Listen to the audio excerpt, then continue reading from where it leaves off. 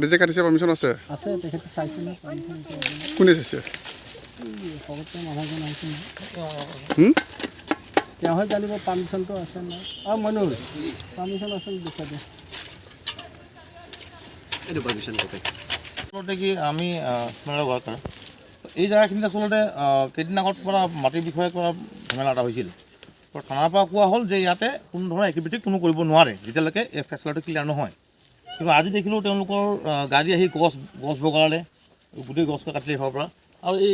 wall আপোনাৰ সীমাৰ ৱালত মান 1 ফুটো নাই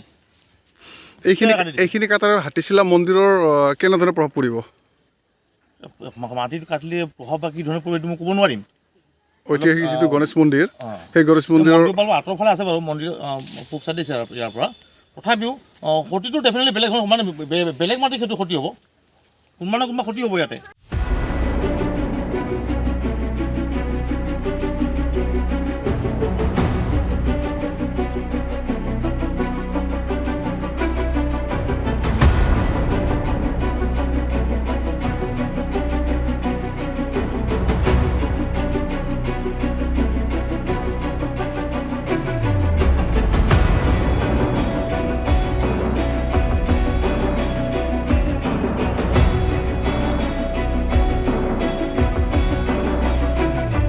মাটি যে কাটিছে পাৰ্মিশ্যন আছে আছে তেখেতে চাইছিল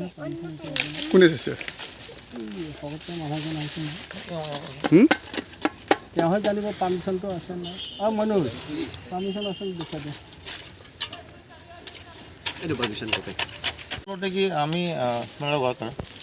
এই জেগাখিনিত আচলতে কেইদিন আগত পৰা মাটিৰ বিষয়ে কৰা ঝামেলা এটা হৈছিল থানাৰ পৰা কোৱা হ'ল যে ইয়াতে কোনো ধৰণৰ এক্টিভিটি কোনো কৰিব নোৱাৰে যেতিয়ালৈকে এই ফেচলাটো ক্লিয়াৰ নহয় কিন্তু আজি দেখিলোঁ তেওঁলোকৰ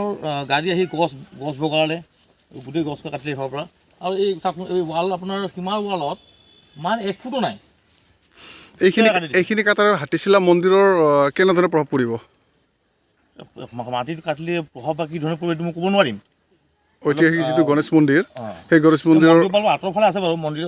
পূব চাইড দিছে ইয়াৰ পৰা তথাপিও ক্ষতিটো ডেফিনেটলি বেলেগ মানে বেলেগ মাটিৰ ক্ষেত্ৰত ক্ষতি হ'ব